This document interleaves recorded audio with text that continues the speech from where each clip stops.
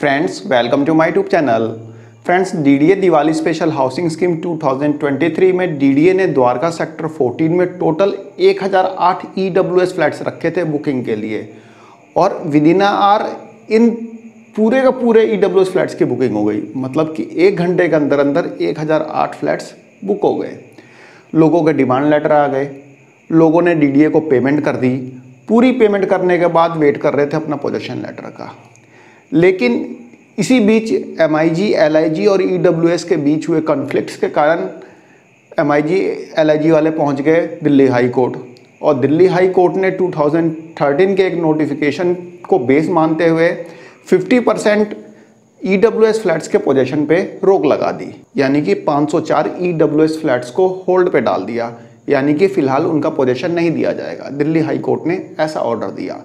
Friends Delhi high court ने ये कोई वर्डिक्ट नहीं दिया था, क्योंकि इसके बाद दिल्ली हाई कोर्ट ने नेक्स्ट डेट डाल दी है 28 अक्टूबर 2024 की। 28 अक्टूबर 2024 को इस केस की सुनवाई की जाएगी। दिल्ली हाई कोर्ट ने इस केस में ईडब्ल्यूएस को भी पार्टी बनने का मौका दिया और नेक्स्ट डेट दी है 28 अक्टूबर 2024 को। इस बीच ईडब्ल्यूएस अलॉटीज जिन्होंने डीडीए को पूरी पेमेंट कर दी है, लेकिन उन्हें फ्लैट का पोजीशन नहीं दिया जा रहा है क्योंकि दिल्ली हाई कोर्ट का ऑर्डर है, तो ये लोग भी पार्टी बन गए हैं इस केस में।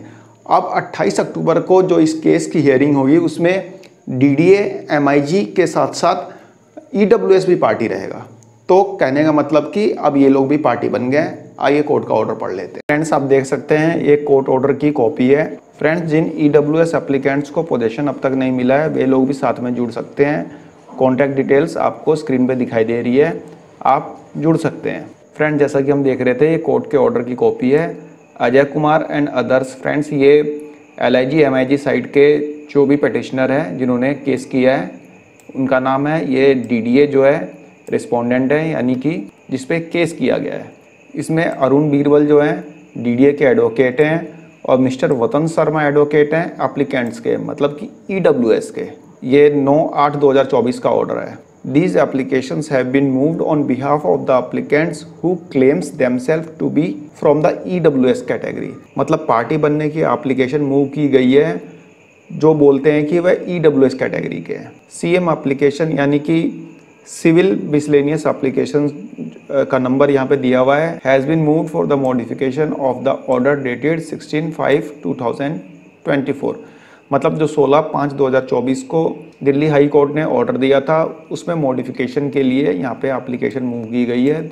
जो 16 मई का ऑर्डर था आप ये देख सकते हैं, ये 16 मई का ऑर्डर था जिसमें कि डीडीए ने 28 अक्टूबर की डेट दी थी। ये ऑर्डर मैंने पहले शेयर भी किया था, बाकी एक बार फिर से शेयर कर दूंगा आपको, देख लेना आप, लिंक डिस्क्रिप्शन बॉक्स में। None appeared on behalf of the non-applicants despite sending advance notice। मतलब कि जिस दिन ये ऑर्डर निकाला गया उस दिन पेटिशनर की तरफ से कोई अपेयर नहीं हुआ था एडवांस नोटिस देने के बावजूद।